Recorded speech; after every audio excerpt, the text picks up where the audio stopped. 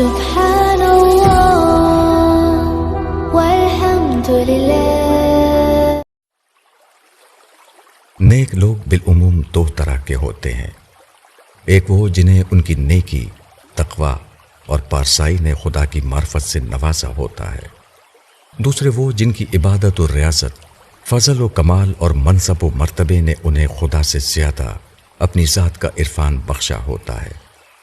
ظاہری سیرت و کردار کے اعتبار سے اکثر دونوں گروہ ایک جیسے معلوم ہوتے ہیں، لیکن بعض اوقات ایسے حالات پیش آ جاتے ہیں جو کسوٹی بن کر یہ فیصلہ کر دیتے ہیں کہ کون سا گروہ اللہ تعالیٰ کی رحمتوں کا مستحق ہے اور کون سا گروہ اس کے غضب کا حقدار ہے۔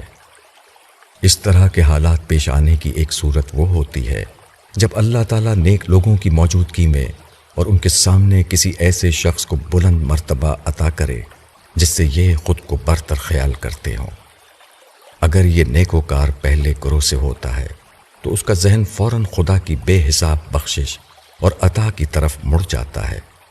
وہ منہ کے بل اپنے مالک کے حضور گر پڑتا ہے، اس کی زبان سے معرفت کے اعلیٰ ترین کلمات نکلتے ہیں، اس کے زمین بوس وجود سے وہ دعائیں نکلتی ہیں جو آسمان کا سینہ چیرتی ہوئی عرش قبولیت تک جا پہنچتی ہیں۔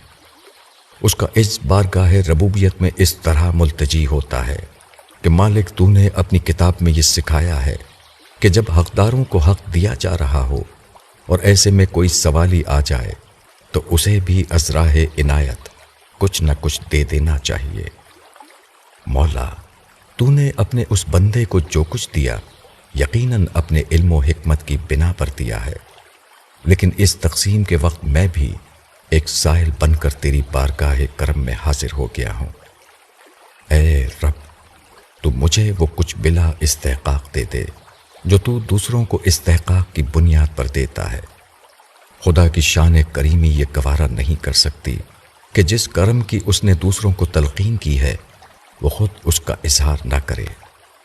چنانچہ پھر اللہ کی رحمت مانگنے والے پر برستی ہے، اور اس طرح برستی ہے کہ دنیا دیکھتی ہے۔ مانگنے والے کی جھولی عطا و بخشش کے خزانوں سے بھر دی جاتی ہے۔ خدا کے سامنے ذلیل ہونے والا انسانوں کے سروں کا تاج بنا دیا جاتا ہے۔ یہ خدا کا فضل ہے، وہ جسے چاہے عنایت کرے۔ بے شک اللہ بلند اور بڑا صاحب وجود و کرم ہے۔ اس کے برعکس دوسری قسم کے نیکوکاروں کے سامنے پیش آنے والا ایسا کوئی بھی واقعہ ان کے قصر پندار پر حملے کے مترادف ہوتا ہے۔ یہ ان کے مینارۂ عظمت کو زمین بوس کر دیتا ہے۔ خدا کی بخشش ہمیں چھوڑ کر دوسرے کی طرف متوجہ ہو، ان کا نفس یہ گوارا نہیں کر سکتا۔ نتیجہ یہ نکلتا ہے کہ ان کے دل میں اس شخص کے خلاف حسد، بغض اور عداوت پیدا ہو جاتی ہے، یہاں تک کہ ان کا تکبر انہیں اللہ المتکبر سے بھڑا دیتا ہے۔ اس کا تو خیر کیا بگڑنا ہے، حسد و تکبر کی یہ آگ ان کا اپنا نشیمن جلا ڈالتی ہے۔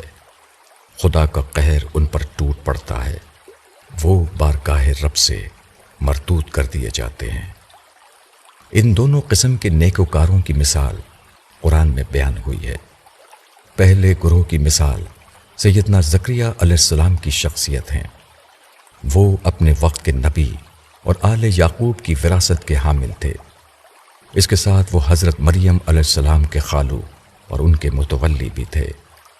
انہوں نے حضرت مریم علیہ السلام کے پاس خدا کا خصوصی رزق اترتے دیکھا تو یہ نہیں سوچا کہ کل کی اس لڑکی پر جو خود ان کی نگرانی میں تھی خدا کا یہ احسان کیوں ہوا، اور ان پر خدا کی یہ عنایت کیوں نہیں ہوئی۔ بجائے اس کے کہ وہ اس لڑکی سے حسد کرتے، انہوں نے فوراً اپنا رخ خدا کی طرف کر دیا۔ اپنے وجود کی تمام تر بے کسی کے ساتھ انہوں نے اپنی خالی جھولی خدا کے سامنے پھیلا دی۔ اللہ تعالیٰ کی شان عطا نے ان کی جھولی منہ مانگی مراد سے بھر دی۔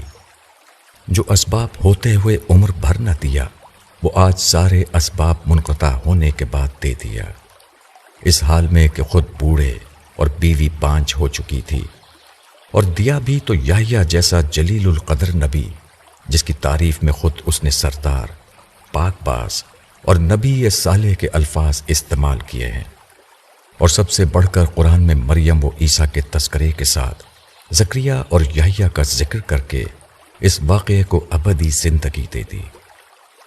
دوسرے گروہ کی نمائندہ مثال ابلیس ہے۔ خدا نے اس کے سامنے آدم کو خلیفہ بنایا۔ چاہیے تو یہ تھا کہ وہ خدا کے حکم کے آگے سجدے میں گر پڑتا، مگر تکبر اور حسد کی آگ نے اسے اندھا کر دیا۔ اس کی نگاہ میں اصل اہمیت صرف اپنی ذات کی تھی، اس لیے اس معاملے کو وہ اپنا اور آدم کا معاملہ سمجھا۔ وہ جان نہ سکا کہ یہ دراصل اس کا اور خدا کا معاملہ ہے۔ اس نے خدا کا فیصلہ قبول کرنے سے انکار کر دیا۔ اس نے خدا سے بغاوت کر دی، چنانچہ خدا کا غضب بھڑکا، اور اس طرح بھڑکا کہ وہ کائنات کا واحد بد نصیب بن گیا جس نے خدا کے سامنے کھڑے ہو کر معافی مانگنے کے بجائے سرکشی کی مہلت مانگی۔ یہ مضمون صرف نیک لوگوں کے لیے لکھا گیا ہے، ان لوگوں کے لیے جن کے لیے نیکی کی راہ آسان کر دی گئی ہے، تاکہ وہ اس آسان راہ کی مشکل گھاٹی کو جان لیں۔ وہ جان لیں کہ نیک ہونے میں کوئی بھلائی نہیں، اصل بھلائی خدا کے لیے نیک ہونے میں ہے۔